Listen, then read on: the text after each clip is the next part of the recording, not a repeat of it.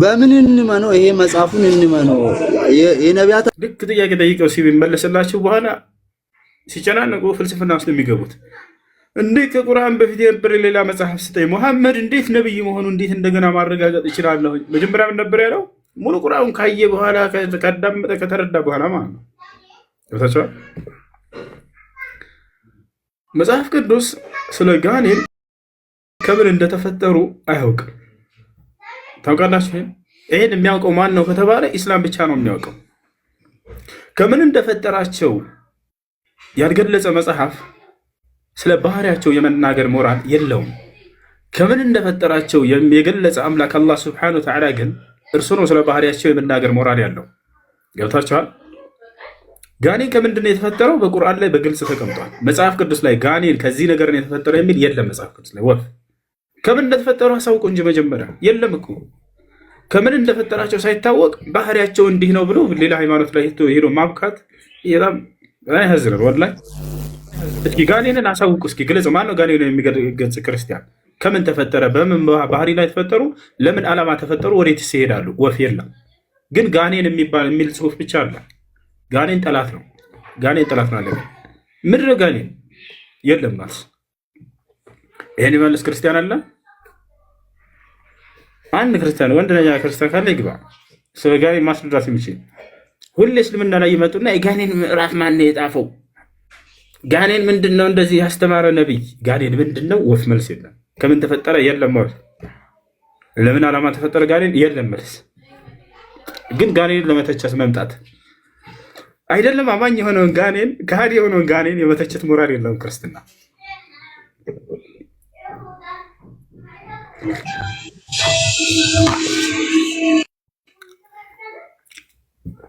እሺ አበበ እንደገና ተመልሰህ ገብተሃል።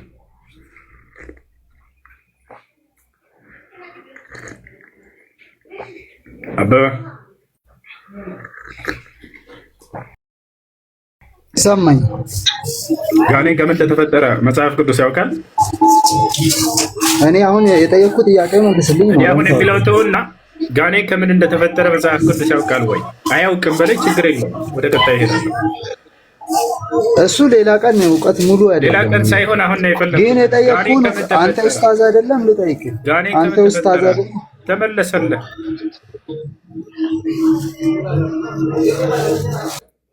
አንተ ኡስታዝ አይደለም ማለት ጀመረ እንደገና።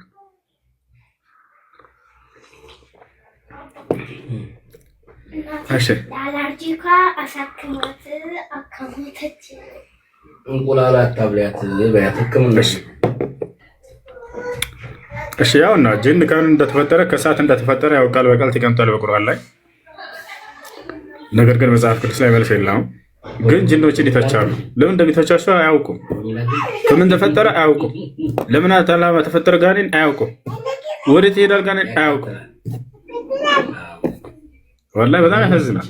ከዛ መጣው እንደገና ስለና ላይ ጋኔን ምዕራፍ ማን ነው የጻፈው? ከዛ እንደዚህ ሲሏቸው ጋኔን ነው ምንድነው ጋኔን ብሏቸው ተመስገን እናግባ ልኬልሃለሁ።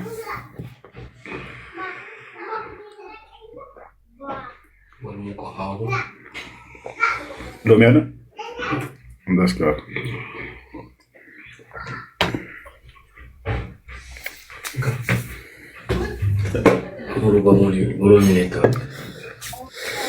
እሺ ተመስገን ተመስገን አለ ምን እንዳታረጋ አሎ ሰላም አሎ ከኔ ጋር መወያየት ትፈልጋለህ? ደቂቃ ምናምን እየወሰድክ ፍሪ ሆና ማለት ነው። ምክንያቱም ኮሜንት ላይ ማስተናገድ ምናምን እያልክ ነበረ። ስለዚህ እኔም እንዳላጨናንቅ አንተም እንትን እንዳትጨናነቅ ውይይት እናድርገው። የምትፈልገውን ደቂቃ ወስደህ እንድትወያይ ላድርግ። እኔ አልኩ በቃ አንድ ነገር ብቻ ጠይቁ። ለምን አታስተናግዳቸውም? ብቻ ያልኩ ቆይ አንድ አዳምጠኝ። ከኔ ጋር ደቂቃ እንደፈለግህ ሰጥቼ ከሆነ ለምን አታስተናግዳቸውም? አዳምጥ ተመስገን። የምትፈልገውን ደቂቃ ወስድ፣ 50 ደቂቃ ወስድ ከፈለግ። ጸጥ ብዬ ላዳምጥህ ነው። ከኔ ጋር መወያየት ትፈልጋለህ? አሁን እዚህ በዚህ በተነሳው ርዕስ ላይ እየጠየቁ ለምን አታስተናግዳቸውም ነው የምልህ። ማለት ከኛም ተወራ ሰው ነው እነሱ ወረዱ። በቃ አንተ ወጥተሃል። ራስን ቻለ እናውራ። አሁን እነሱ ወረዱ። አሁን አንተ ከኔ ጋር ማውራት ትፈልጋለህ ወይ? አዎ ቻው። ስለማታወራቸው ነው ከአንተ ጋር አላወራም። ቻው። ስለዚህ አትችልም። ያው ምን ይሻላል? ፈጣሪ የምትፈልገውን ደቂቃ ወሰድ እናውራ እያልኩኝ አታስተናግደኝም። ያው የምትፈልገውን ደቂቃ ወሰድ እየለመንኩት ማንኛውም ክርስቲያን አለ እዚህ የሚፈልገውን ደቂቃ ወስዶ ያውራ። እኔ በቃ ጸጥ ብዬ ይሄንን ውሃ በሎሚ እየጠጣሁኝ ይጠብቀዋል። ከዚህ የበለጠ ነፃነት ማን ነው የሚሰጣቸው? እንደፈለግህ አውራ የሚለው ወላሂ ነው አታገኝም። ምን ይሻላል አለ ክርስቲያን የሚፈልገውን ደቂቃ ወስዶ ያውራ። እኔ ዝም ብዬ ጸጥ ብዬ ምን ታደርጌ አዳምጠው አለ የለም ወር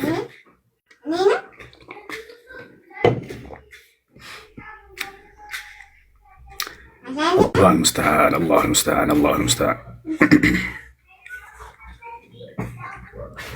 ايش ጥያቄ ያለው ይጠይቅ። ክርስቲያኖች አይመጡም እዚህ። እኔ ማነሳው ጥያቄ መልስ የሌለው ጥያቄ እኔ ማነሳው ጥያቄ መልስ የለውም።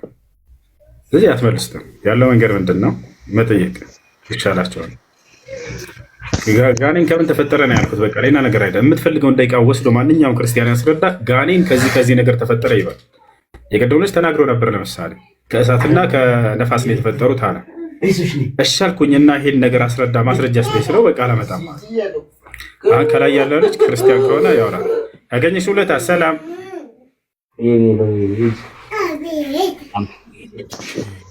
እንዴት ነህ? ደህና ነህ? አለሁ እግዚአብሔር ይመስገን። እሺ ስለ ጋኔን ከኔ ጋር ማውራት ትፈልጋለህ ወይንስ ጥያቄ አለ? አይ ጥያቄ አለኝ። አይስ ጥያቄ አለ። ጥያቄ የአላህ ቃል ይመለካል አይመለክም? የአላህ ቃል ንግግሩ ነው። ከአላህ ልትለየው አትችልም። ከባህሪው ነው እርሱ።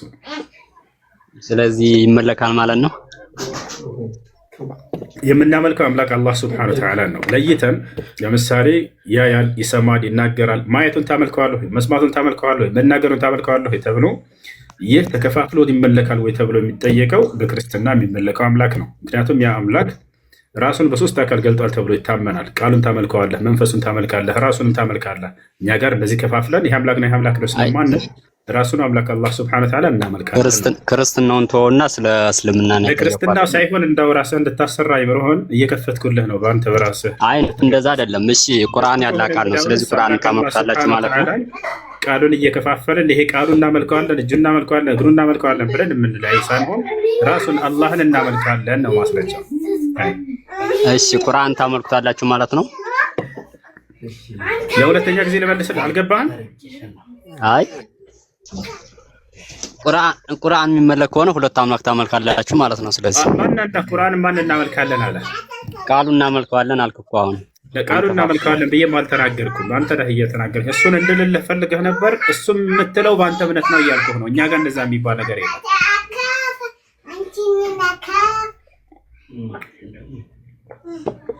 ያ ነው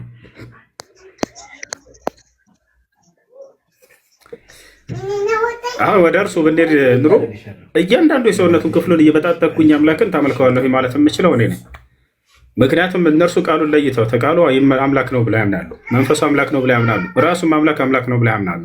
እኛ ጋስ የአላህ ቃል ራሱን ችሎ አምላክ ነው ማለት እንችላለን? አንችልም። እንደዛ ገብቷቸዋል። እንደዚያ ብልኖሮ ታመልከዋለሁ የሚለው ጥያቄ የግዴታ ትጠይቃለሁ አንተ ነህ። ስለዚህ ያን መጠየቅም ያለብህ አምላክን ሁሉን ነገር በጣጥቀህ የቸበቸብክ አምላክ ስላደረግከው ማለት ነው። ራሱን አምላክ ነው ይላሉ። መንፈስ ቅዱስ አምላክ ነው ይላሉ። ቃሉ አምላክ ነው ይላሉ። ገብታችኋል? እኛ ጋር ግን እንደዚህ ከፋፍለን ከአንዱ ከአምላክ ከአላህ ሱብሓነሁ ወተዓላ የሆነ አካሉን እየገጣጠለን ይህ አምላክ ነው የሚል አመለካከት የለንም። ራሱ አምላክ አላህ ሱብሓነሁ ወተዓላ አምላክ ነው። የምናመልከው እርሱን ነው። ገብቶሃል አይደለ? አንተ ግን ቃሉ አምላክ ነው ብለህ ታምናለህ አይደለ? ያገኘሽው ሜታ ታድርግች አምላክ ነው አይደል? የእግዚአብሔር ቃል ያገኘሽው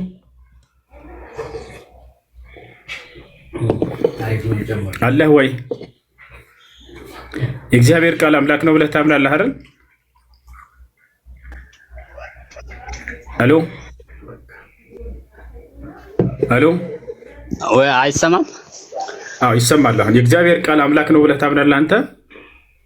አቦን የዛ እኔ ጥያቄ ለመጠየቅ ሳይሆን ለመጠየቅ ነው የገባው አትልም እኮ። እኔ መለስኩልህ በዚሁ አንጻር ያለውን። አንተ ለምሳሌ የአላህ ቃል ቁርአን ታመልካላችሁ ወይ ብለህ ጠየቅህ። እኛ እንደዚያ ብለን አናምንም። ራስ አላህ ሱብሓነሁ ወተዓላ ነው። አንተ ግን የእግዚአብሔር ቃል አምላክ ነው ብለህ ታምናለህ ወይ? ታምናለህ? አይ እኔ ጥያቄ ለመመለስ ገና ብቁ አይደለሁም አትልም? ገና ነኝ። ይህ እኮ ጥያቄ ለመመለስ ብቁ አይደለሁም የሚያስብል ነገር አይደለም። ኢየሱስ አምላክ ነው ብለህ ታምናለህ አታምንም? ወይንስ ስለዚህ ይሄን ለመመለስም ብቁ አይደለህም? ብቁ አይደለሁም ይሄን ለመመለስ። ኢየሱስ አምላክ መሆኑን ለመናገር ብቁ አይደለህም? እሱ ለመመለኩ እንዴ እሱንማ ምን ጥያቄ አለውኝ? እንደሱ ከሆነ ስለዚህ እግዚአብሔር ቃል ነው አይደል ኢየሱስ ክርስቶስ? ስለ ከዚህ ውስጥ አታስገባኝና ሌላ ጥያቄ ስላለ ጥያቄ መጠየቅ ከቻልኩ ሌላ ጥያቄ ልጠይቅህ። በቃ እሺ፣ መረዳት አልፈለክም። አሁን አንተ እንድትረዳ አድርገህ ነበር። በራስህ አልፈልግም ካለ ችግር የለም። ጥያቄ ምንድን ነው? ቀጣይ እሺ፣ ጥያቄ አላህን ማወቅ ብፈልግ አሁን እንዴት ነው ማወቅ የምችለውኝ? ቁርአንን በማንበብ ነቢያቶች ስለ እርሱ ባስተማሩት ነቢያቶች በቁርአን ላይ ስለ አምላክ ስለ አላህ ሱብሓነሁ ወተዓላ ማንነትና ምንነት አስተምረዋል። እስኪ አንተ ንገሬ ብለህ አሁን ስለ አላህ መልካም አምላክ አላህ ሱብሓነሁ ወተዓላ ሲናገር ስለ ራሱ አንደኛ የመጀመሪያ ልታውቁ የሚገባው እርሱ መለኮት እንደሆነ ይናገራል። አምላክ ኔት አድርጎ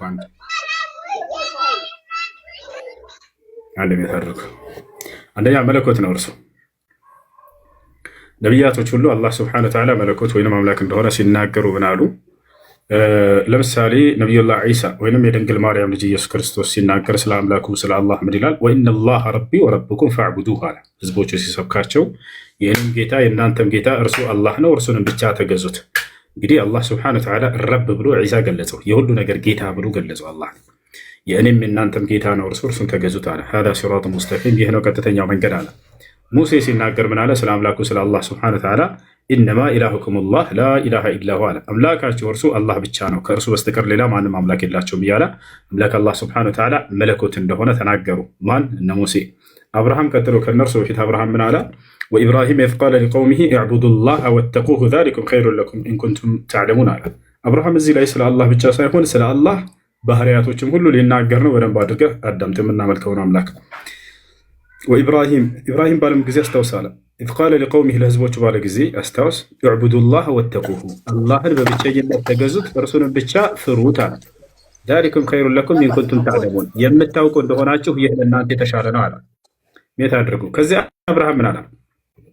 ኢነማ ተዕቡዱነ ሚን ዱኒላሂ አውሳነን አለ አብርሃም። እነዚያ ከአላህ ውጭ የምትገዟቸው ሁሉ ጣዖቶች ናቸው አለ። አላህን መለኮት ብቻ ነው ካለ በኋላ አብርሃም ከአላህ ውጭ ያለው ደግሞ ጣዖት ነው ብሎ ገለጸ። ወተኽልቁነ ኢፍካነ በራሳችሁ ጊዜ ፍጥረታትን እንደ መለኮት አድርጋቸው ፈጥራችኋቸው ነው፣ የራሳችሁ ፈጠራዎች ናቸው፣ ቅጥፈትን ፈጥራችሁ ነው አለ። ኢነ ለዚነ ተዕቡዱነ ሚን ዱኒላህ ላ የምሊኩነ ለኩም ሪዝቀን አለ። እነዚያ ከአላህ ውጭ የምትገዟቸው ሲሳይን ሊለግሷቸውም ሆነ ሊነሷቸው አይችሉም አለ። ታዲያስ ፈብተጉ ዒንደላሂ ሪዝቅ አለ። ሲሳይን ስትፈልጉ ከአላህ ዘንድ ብቻ ፈልጉ አለ። አየህ አብርሃም እዚህ የአላህን ባህሪ ሌላውን ተናገረ። እርሱ ምንድን ነው? አምላክ አላህ እርሱ አምላክ ነው፣ ልትገዙት የሚገባው እርሱ ነው ካለ በኋላ ሲሳይን የሚለግስ አምላክ እርሱ ብቻ ነው ብሎ ተናገረ። ፈብተጉ ዒንደላሂ ሪዝቅ ወዕቡዱሁ አለ። እርሱንም ብቻ አምልኩት። ወሽኩሩ ለሁ ስለዋለላቸውም ጸጋ እርሱን ብቻ መስክኑት። ኢለይሂ ቱርጀዑን በምትሞቱም ጊዜ ወደ እርሱ ነው የምትመለሱት አለ። ያ ነው። ሌላው አምላክ አላህ ሱብሓነሁ ወተዓላ ከባህሪያቶች መካከል ምንድን ነው? አላሁ ላ ኢላሃ ኢላ ሁወል ሐዩል ቀዩም ይላል። እኔ አምላካቸው አላህ ማለት ያንን ከእኔ በስተቀር ሌላ ማንም አምላክ የሌለ ይሆንኩኝ ብሎ ተናገረ። ያ ማለት ከመለኮታዊ ባህሪያቶች አንደኛው እርሱ መለኮት ነው። በመለኮትነቱ ላይ ብቸኝነቱን ገለጸ። ምንም አይነት አጋር የለውም። ሁለትነት ሶስትነት የሚባል ነገር የለውም። ያ ነው። ቀጥሎ ሲናገር ምን አለ? አልሐይ አለ። እኔ ለዘላለም ያለሁ የነበርኩኝ ሕያው ነኝ አለ። ያለ የነበረ ለዘላለም የሚኖር የሚለው ባህሪ የአምላክ የአላህ ሱብሓነሁ ወተዓላ ባህሪው ነው። አልሐይ ማለት ነው። ያ ማለት ምንም አይነት ሞት የሚባል የማይነካው ዘላለማዊ ሕያው የሆነ ነው። ወተወከል ዐለል ሐይ አለዚ ላ የሙት እንዳለው ስለ ባህሪው ሲናገር ሕያው በሆንኩት በማልሞተው በእኔ ላይ ተመኩ እያለ ይናገራል። ሕያው ነው ስንል ጊዜ አላህ ሱብሓነሁ ወተዓላ ሕያውነቱ ምንም አይነት ያልተገደበ የሆነ ሕያውነት ማለት ከጊዜ በኋላ ሞት የሚነካው ያልሆነ ሕያውነት ማለት ነው። የፍጥረታት ግን እንደሱ አይደለም። ገብታችኋል? የፍጥረታት ጅማሬ ያላቸው ፍጻሜ ያላት ሕይወት ነች፣ ከእርሱ የተገኘች ነች ያቺ። ገብታችኋል? ከእርሱ በተነሳ ነው። ለምሳሌ እንዳው ለመረዳት ያክል የኢየሱስ ክርስቶስ ሕይወትን እንደተቀበለ መጽሐፍ ቅዱስ ይናገራል። አብ በራሱ ሕይወት እንዳለው ሁሉ ለወልድም ሕይወት ይኖረው ዘንድ ሰጠው ይላል። አላህ ስብሐነሁ ወተዓላ እስከተባለ ሕይወትን ተቀብሎ ነው ወይ? ላ አይደለም። እርሱ ለፍጥረታት ሕይወትን ይሰጣል እንጂ የሚቀበል አምላክ አይደለም። ልክ እንዲሁ የእኛ ሕይወት ከማን የተነሳ ነው? ከአምላካችን የተነሳ ነው። ከእርሱ የተሰጠን ነው። ወለዚ ዩሕይኩም ይለናል። ሕያው ያደረግኳችሁ እኔ ነኝ ይላል። ሕይወታችን ከእርሱ የተነሳ ነው። መጽሐፍ ቅዱስ ላይ ስለ ኢየሱስ ሲናገር የኢየሱስ ሕያውነት ግን ከአብ የተነሳ ነው ሕያው የሆነው እያለ ይናገራል። ልክ እንደማናችንም ማለት ነው። ጌታቸው ያ ነው። ሌላው አምላክ አላህ ስብሐነሁ ወተዓላ አልቀዩም የሚለውን ባህሪውን ገለጸ። አልቀዩም ማለት ራሱን በራሱ ችሎ የቆመ የማንም እገዛ የማያስፈልገው ማለት ነው። ወልሙቂም ከዛሊከ ሊዒባዲሂ ባሮችንም ራሳቸውን ችለው እንዲቆሙ ያስቻለ የሆነ አምላክ ማለት ነው። ያ ነው አምላክ በመለኮታዊ ባህሪያቶቹ በፍጹም በሌላ አካል የሚታገዝ አይደለም። ብቻውን ነው ሁሉን የሚያደርገው። ሰማይን ሲፈጥር፣ ምድር ሲፈጥር፣ ሁሉ ነገር ሲፈጥር ብቻውን ያደረገ አምላክ ነው። እዚህም ሲናገር አላህ ማ አሽሀድቱሁም ኸልቀ ሰማዋት ወልአርድ ይላል። ሰማያትና ምድርን ስፈጥር ወላ ኸልቀ አንፉሲሂም ራሳቸውንም ሰዎችንም ስፈጥር አንድንም አካል ከኔ ጋር እንዲሳተፍ አላደረግኩም የለም ነበር ማንም እያለ ይናገራል። ገብታችኋል? ወማ ለሁ ሚን ሽርኪን ወማ ለሁ ሚን ظሂር እያለ ይናገራል። ሰማያትና ምድርን ስፈጥር ምንም አይነት አጋርም ሆነ አጋዥም የለኝም ብቻዬን እያለ የሚናገር የሆነ አምላክ ነው። ቀጥሎ ምን አለ? ላ ተእኹዙሁ ሲነቱን ወላ ነውም እንቅልፍም ሆነ ማንገላጀት የሚባል ነገር እኔን አይነካኝም ማለት። ይህ አንዱ የመለኮታዊ ባህሪያቱ ነው። ፍጥረታቶች ይተኛሉ፣ ነገር ግን አምላክ አላህ ስብሐነሁ ወተዓላ የሚተኛና የሚያንገላጅ የሆነ አምላክ አይደለም። ያ ነው። ለምሳሌ ይህን እንድትረዳው ዘንድ ኢየሱስ ክርስቶስ እንቅልፉን ይተኛ ነበር። መጽሐፍ ቅዱስ ላይ አለ። እንቅልፉን ይተኛል፣ ሰዎች ይቀሰቅሱታል፣ ተንሳ እንጂ እያሉት ታቻል። እስራኤልን የሚጠብቅ አምላክ አይተኛም ይላል ደግሞ ስለ አምላክ ሲናገር። ነገር ግን ኢየሱስ ክርስቶስ ያ አይደለም፣ ይተኛል፣ ሰዎች ይቀሰቅሱታል። ያ ነው። ለሁ ማ ፊ ሰማዋት ወማ ፊል አርድ አለ። ቀጥሎ በሰማያትና በምድር ያለ ፍጥረት ሁሉ የእኔ ነው፣ እኔ ነኝ ያስገኘኋቸውና የፈጠርኳቸዋል። ሌላኛው ባህሪው ነው ይሄኛው ባህሪው ምንድን ነው? ሁሉን ፈጣሪና አስገኝ መሆኑ ነው። አምላክ አላህ ሱብሓነሁ ወተዓላ ማን ነው የምታመልኩት አምላክ ከተባለ ይሄው ነው። በቃ ሰማይን፣ ምድርን፣ ፍጥረታትን ሁሉ በእነርሱ መካከል ያለን የፈጠረ መላእክትን የፈጠረ ሰዎችን፣ ጋኔኖችን፣ ወፎችን፣ እንስሳቶችን፣ ሰማይን፣ ምድርን፣ ከዋክብትን፣ ጨረቃን እንዳለ ፍጥረታትን ሁሉ ያስገኘሁት እኔ ነኝ እያለ ይናገራል ማለት ነው። ገብታችኋል? ያ ነው። እነዚህ የተወሰኑ ባህሪያቶች ናቸው። አላህ ስብሐነሁ ወተዓላ ዓሊም ነው። በእውቀት የተገለጸ ባህሪ ነው። እርሱ ወካነ አላህ ዓሊመን ሐኪማ ይላል። እኔ አዋቂና ጥበበኛ ሆንኩ አምላካቸው ነኝ ይላል። እውቀቱ ምን ያክል ነው? ምንድን ነው ከተባለ እርሱ ያልተገደበ የሆነ እውቀት ነው ያለው። ስላለፈው ያውቃል፣ ወደፊትም የሆነውን ያውቃል፣ አሁን እየሆነ ያለውን ያውቃል። ሊሆኑ የማይችሉ ነገራቶች ቢሆኑ ኖሮ እንዴት እንደሚሆኑ ያውቃል። ያዕለም ማ ካን ወማ የኩን ወማ ሰየኩን ወማ ለም የኩን ለው ካነ ከይፈ የኩን ያ ነው። ይህን ባህሪውን ግን አምጥተን ኢየሱስ ክርስቶስ ላይ እንትን ስንለው ጊዜ ኢየሱስ ክርስቶስ ስለዚያች ቀንና ስለዚያች ሰዓት አላውቅም ብሎ ይናገራል። ስለ ትንሣኤዋ ቀን ማለት ነው፣ ይህች የምትፈጸምበትን ቀን። ስለዚያች ቀንና ስለዚያች ሰዓት ግን የሰማይ መላእክትም ልጅም ቢሆን ከአብ በቀር ማንም ያውቅ የለም እያለ ይናገራል። ታዲያ አላህ ያችን ያውቃታል ወይ እንዳው ከተባለ በቁርአን ላይ ብትመጡ ያችን ቀንና ሰዓት በርካታ ቦታ ላይ ኢነላሀ ዒንደሁ ዒልሙ ሰዓ ይላል። የዚያች ቀንና ሰዓት እውቀት ከእኔ ከአላህ ዘንድ ብቻ ነው ያለው ይላል። በሌላ ቦታ ላይ የስአሉነከ ዐን ሰዓ ቁል ኢነማ ዒልሙሃ ዒንደ ረቢ ይላል። ሙሐመድ ሆይ ስለዚያች ቀንና ሰዓት ይጠይቀዋል። የዚያች ቀንና ሰዓት የእውቀቷ ከጌታዬ ከአላህ ዘንድ ብቻ ነው ያለው በላቸው ይላል። ቦታቸዋላ ነው። ይህ ከነገርኳቸው ጥቂት ወሮችን የምታክለዋል የአላህ ስብሐነሁ ወተዓላ ባህሪ መረዳት የፈለገ ከዚህ በላይ ሙሉ ቁርአንን ያንብብ። ስለ አላህ ስብሐነሁ ወተዓላ ነቢያቶች የተናገሩትን እንዲሁም ራሱ የተናገረውን ያገኛል። እዚያ ላይ እሺ፣ ጥያቄ ያለ ይቀጥል። ዳዊት ሰላም